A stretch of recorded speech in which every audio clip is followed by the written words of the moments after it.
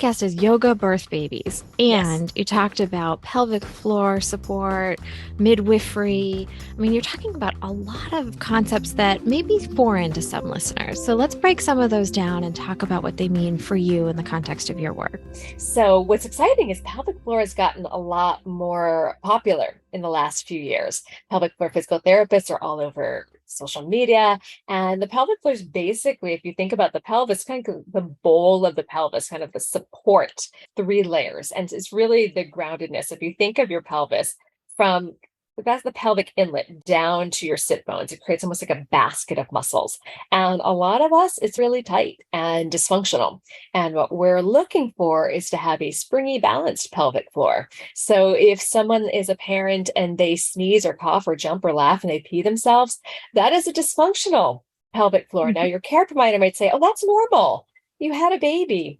It's common, but it's not a normal function of your pelvic floor. You should not be peeing yourself. I think it's I don't know, maybe a reflection on where I'm misspending my time. A lot of my information comes from Instagram these days. And so, right?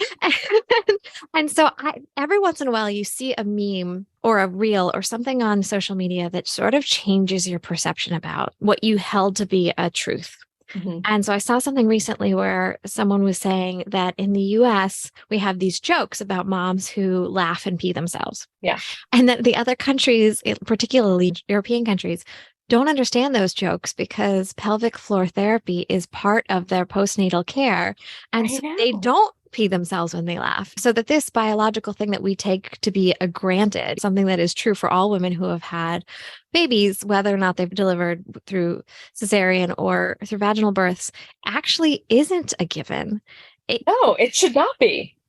So yeah, that kind of blew my mind. So as I understand it, if I'm just going to put it in super layman's terms, for those people who have vulvas and uteruses, sometimes they need a little extra help to function properly, particularly after having a baby.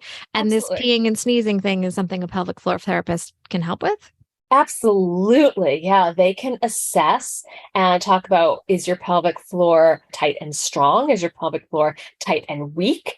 And they can assess where the individual needs some rehab. So after my first birth, which was epic, very long, my pelvic floor was pretty trashed. And I saw a pelvic floor physical therapist that I told her she was like Humpty Dumpty. She put me back together and she really helped me understand and rehab. And that really sparked my desire to understand the pelvic floor better, which is why I went on to do a pelvic floor teacher training and a prenatal postnatal exercise corrective specialist training so that I can offer some of this guidance to my students that come in. Because you're saying, it's totally like a meme, a joke. And I know we're going to talk about things that I'm hoping will change in our healthcare. And I think it's respect for postpartum and women's bodies and anyone that has a uterus and a vulva and a pelvic floor that needs support.